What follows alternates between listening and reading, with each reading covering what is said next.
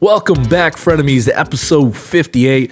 On your left here in the hat, I'm your host, the Chris Schoenrock. To my right, the commish, Sean Fitzgibbons. What's up? It's the first time I ever put our last names in. It seems more official that way. I know. You know what I'm talking about? We seem like grown-ups or something. It's like we need nameplates at the front of our desk. Yeah. But hey, our shout out to our listeners. This is a little special shout out. Toss your way.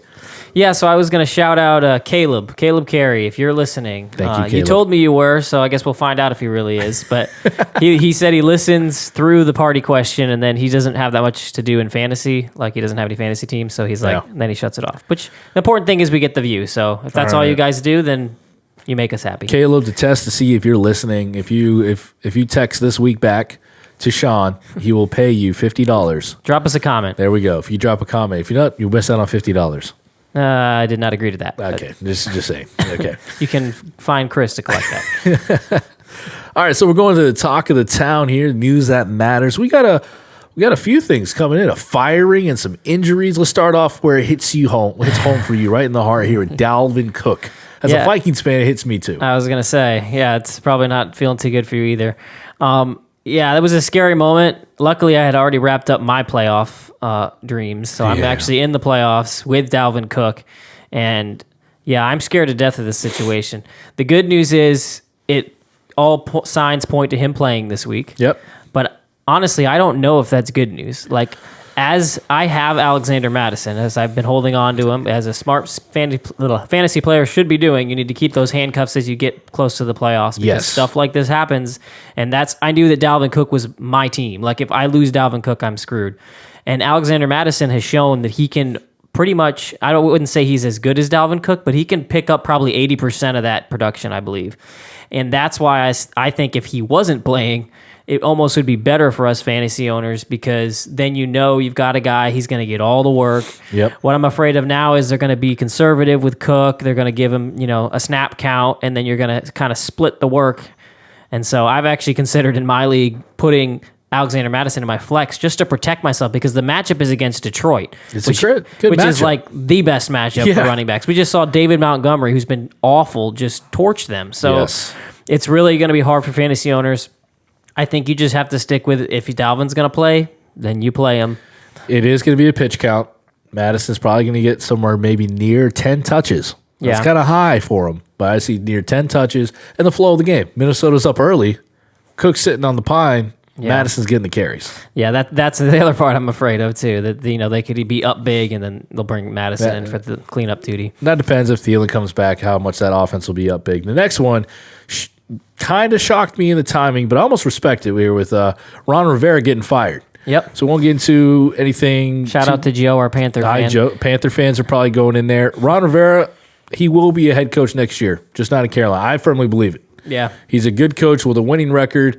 It's just sometimes a long tenure in a spot without recent winning, like Belichick, you're going to get run out of town, even though he is a good coach in my opinion, but he's not the GM's guy, the owner's guy.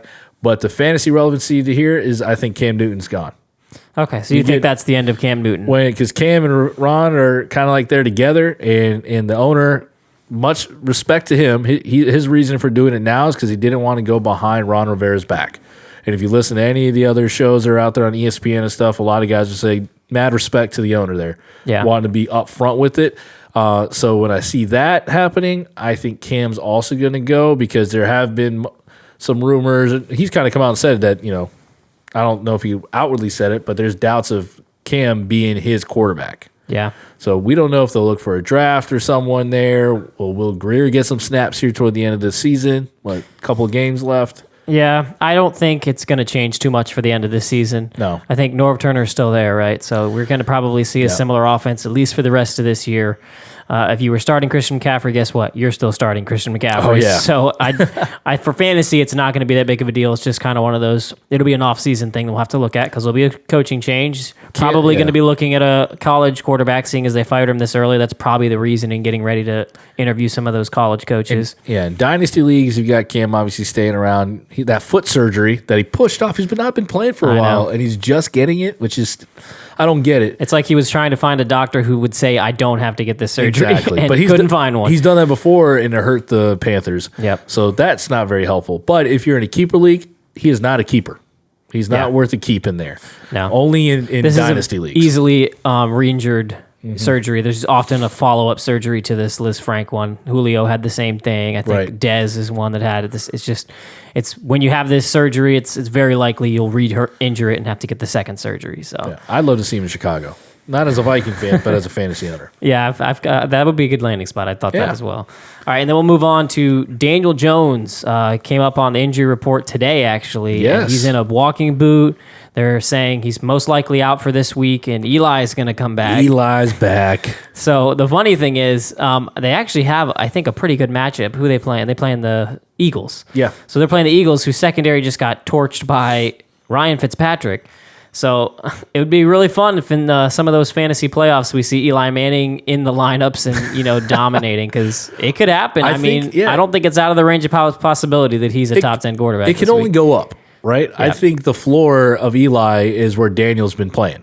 Yeah, he started off hot and it's been pretty bad the last few weeks. So the floor is going to be there. So your other players on fantasy on the Giant squad, the Saquons, the Slaytons, all those guys, Shepard, they're probably not going to move any further down. Yeah. They're probably going to stay right where they're at, and it's a good matchup. I would say it's pretty much a lateral move, and I actually think it does help. I actually texted Tim. I play him in our playoffs, and he has Saquon. And I think it helps Saquon because Eli was the check down master to Saquon. He had his ridiculous receiving yards and amount of receptions when Eli was the quarterback.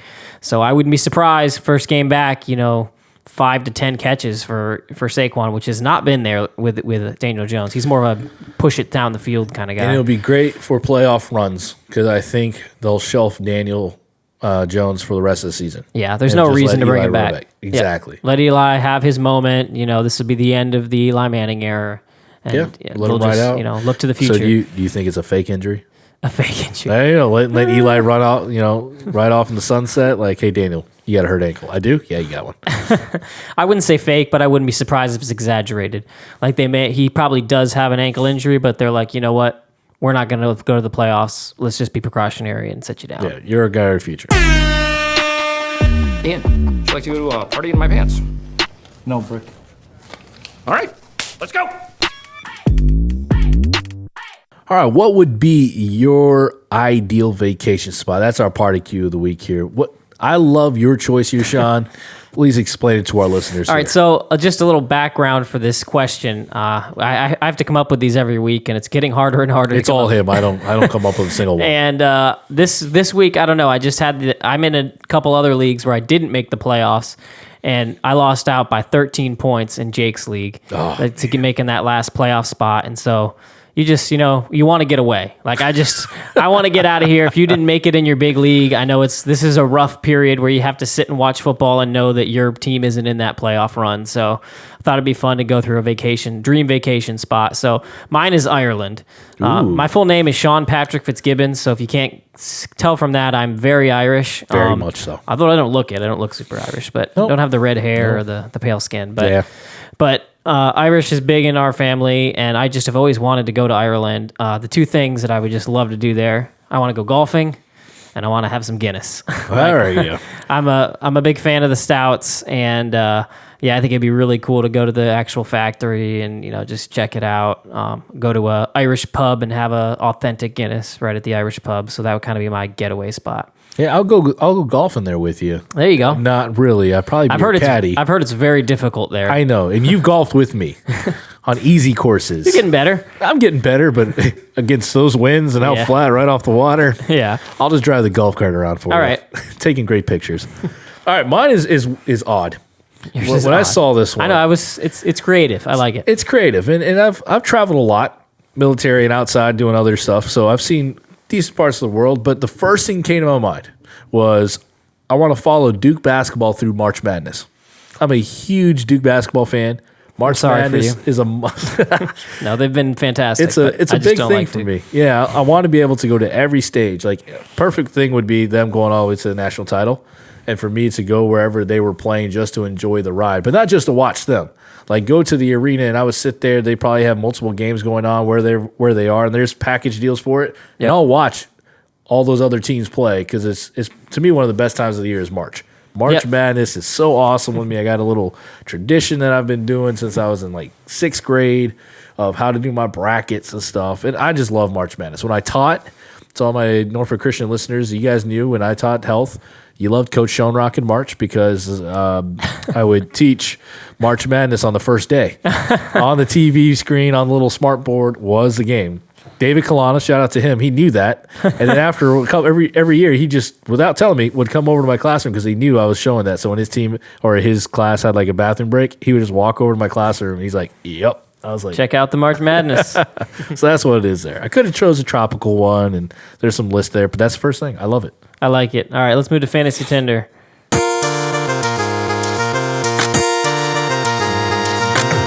Hey. How you doing? Hey, the timing was a little better. Might have been your closest one yet. That was good. I was patient through that one. All right, Fantasy Tinders are starting sit. We're looking on outside the top 15, and we're swiping left, swiping right. We're going to go to Sean Swipe right here. Who's your start this week at the running back spot? All right, so I know it's been a while, but Devonta Freeman is back. Are you kidding me? Yeah, no, I'm not referencing that. But he's been out on an injury. He's also hasn't been that fantastic this year. But he's playing Carolina. They just got absolutely demolished by the Redskins Yes. of all teams. They had 242 rushing yards and 3 touchdowns against them. And so I don't see how you can't just plug Devonta Freeman back in your lineup. It was, a little scary last week coming off the injury, but he got 17 carries last week. So he's obviously healthy. They're going to use him. And I think he's somebody that, you probably didn't think you were going to have for this playoff run, but I think you can put him in. He's to be a great flex option. I think he could even be an RB2 this week. I like that pick. I mean, it's not the sexy pick, but the matchup is great. Who are you sitting this week? Who are you swiping left on? All right, so I'm going to swipe left on the Colts running backs. Now, this has a caveat of if Mac is back, then I would be willing to play Mac. Exactly. I wouldn't expect big things with the injury and the fact that he's playing Tampa Bay, who's been second against the run. Tampa Bay's been a weird defense. Their pass defense has been awful, and their run defense has been fantastic. Mm-hmm. So it's probably the 2 big guys in the middle there. But they got a great front. Yeah, they got that draft pick. What's Vita Vea? Yeah, so he's up there. He's been showing out this year. Old school Sue's in there. Yep. And that one guy no one can ever remember his name, leading the league in sacks. He's there. I don't know. So if Mac is not back, then you're looking at Jonathan Williams and Jordan Wilkins and Naeem Hines. And that's the problem right there. We can't tell what's going on there. We thought we had it figured out with Jonathan Williams. He blew up on that Thursday night game against the Texans. And then last week, it became the Jordan Wilkins show at the end of the game. And it's just, to me, it's too complicated. I'm not going to bank my playoffs on a tough run defense and a backfield that looks like it's going to be either equally split between the 3, or you just can't guess who's going to get the bulk. The one person I think really benefits from no Mac in the lineup is Doyle. Is me, because I play Tim and I don't want to play against Mac. There we go. But if you have a Doyle, I agree. You're trying to look at which tight end to go there, because he turns into the short yardage pickup guy. Yep. All right, so my swipe right is Kareem Hunt. Okay. First Cincinnati. It's been a while since we said his name. I think first time on the podcast, really, as a primary guy. No, I started him. But he's a big-time flex option here. I think the workload is being kind of shared between him and Nick Chubb. Nick Chubb is still a viable option as RB1 or 2, depending on how strong your backfield is. But the touch count, all right, the touches per game have gone up for Kareem Hunt, 12, 10, and 12 in the last 3 weeks. And last week, he had less touches, especially in the carry side. He had less than 10 carries or whatever. It had more yards than Nick Chubb. So he's going to be in the lineup, and he's got great matchups going all the way until week 16. He's got the Ravens. But next week and this week, he's got very favorable matchups. My swipe left, I'm sitting Tevin Coleman. This hurts me. I was going to say, it's a rough one for you there. This gets me personally. The sticking time bomb that I put on your team. As I was like, this close to a playoff spot in our league. And then only Gurley and Mahomes kind of showed up. And then I had the best matchup.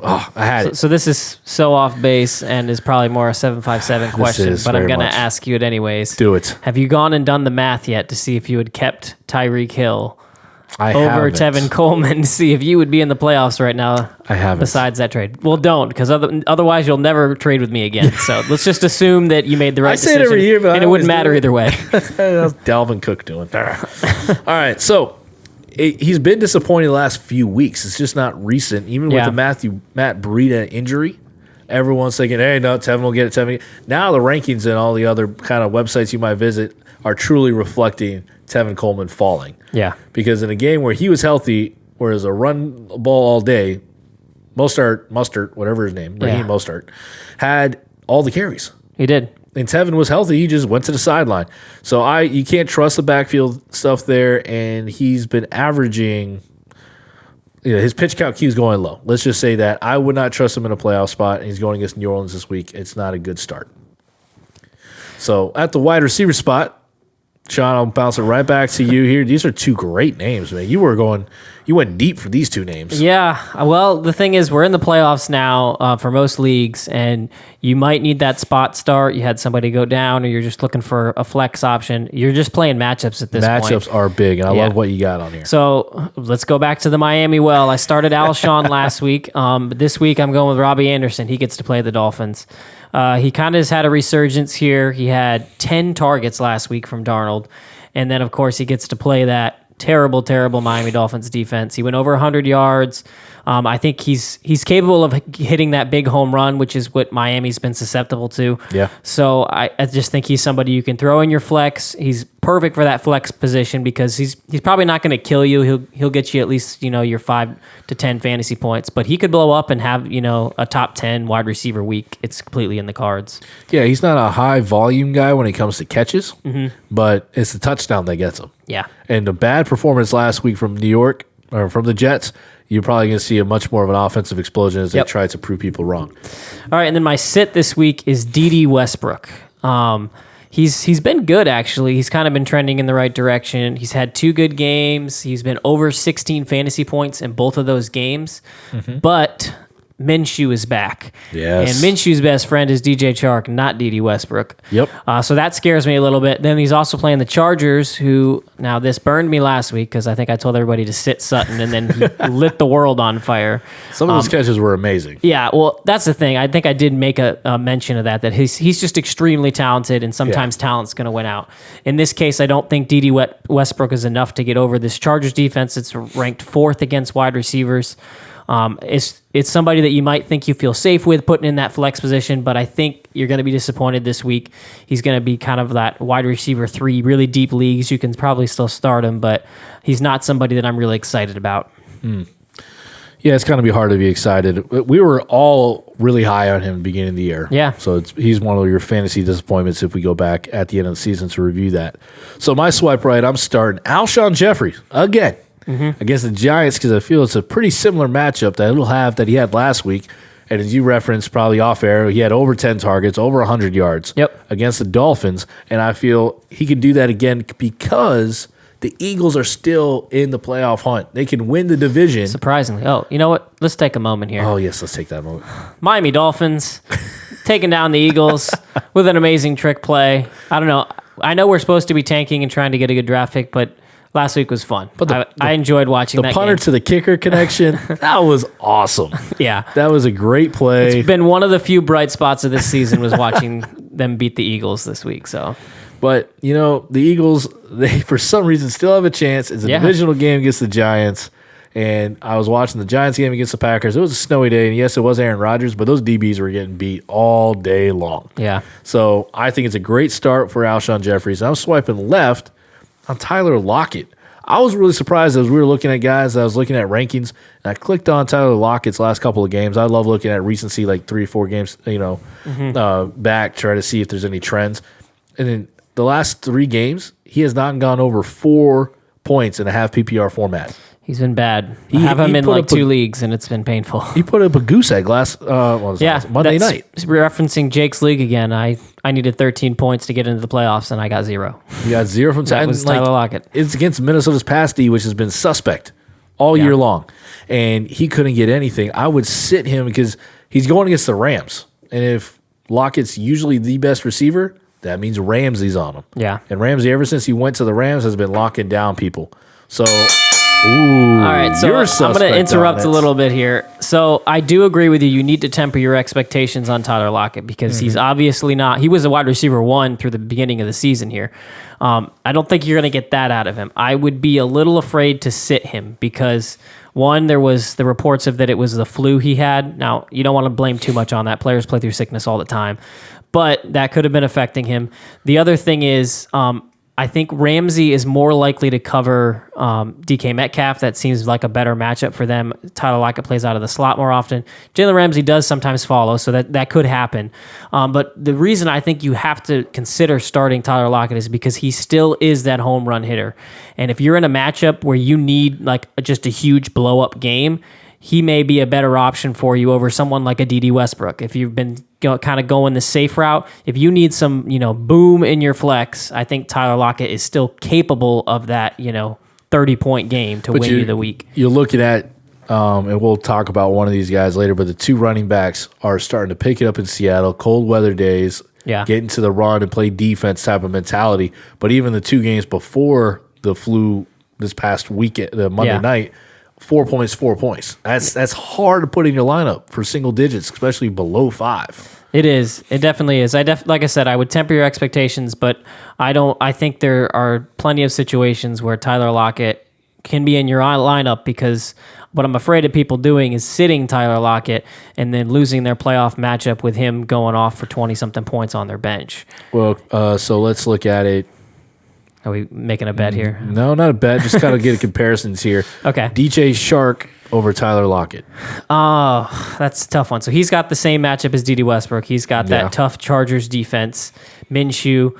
I would probably play Tyler Lockett in that situation because Chark is just against this bad matchup. That's a really, really close one. I think if you're feeling one way or the other, you could still start Chark, but I think that's the range he's in, which most people have been starting Chark throughout the season. They haven't, been benching him.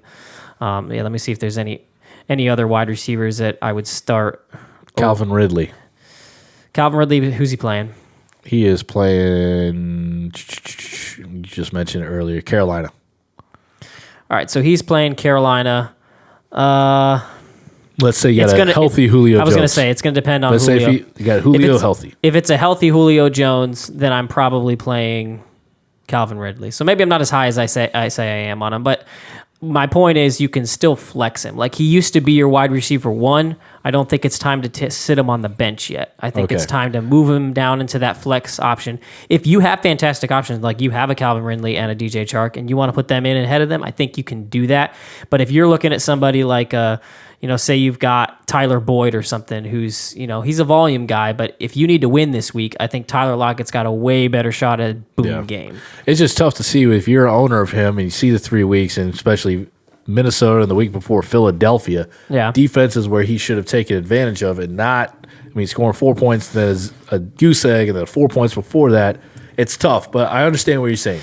I think he can be a top 24 wide receiver for you this week. So if you're looking outside of that, then I think you should put in Tyler Lockett. Yeah, I don't think I can put a bet on that because you're in the playoffs in our league and I'm not. I'm the new Sean. If you want to know what that means, listen to the next podcast. All right, so our waiver wire QB pickup, I'm tossing this to you. Yeah, it's my namesake here. Fitz Magic.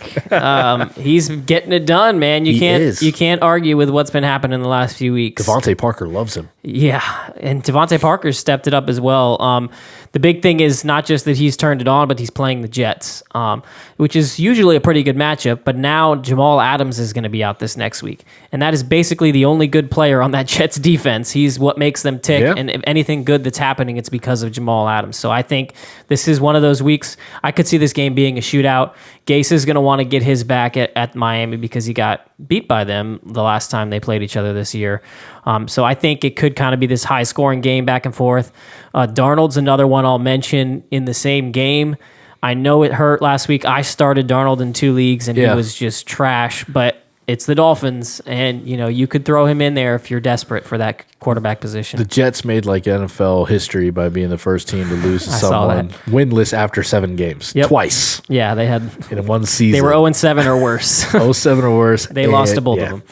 That is crazy. All right, so on to our turntables.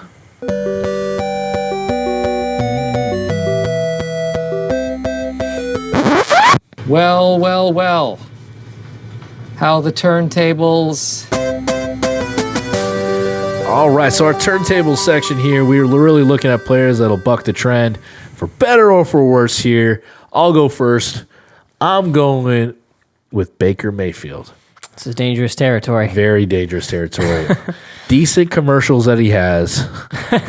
Dangerous territory fantasy-wise, but he is relevant due to his matchups for the next 2 weeks. So we're either starting your first week of playoffs or you're trying to get in, so you're in a streaming option.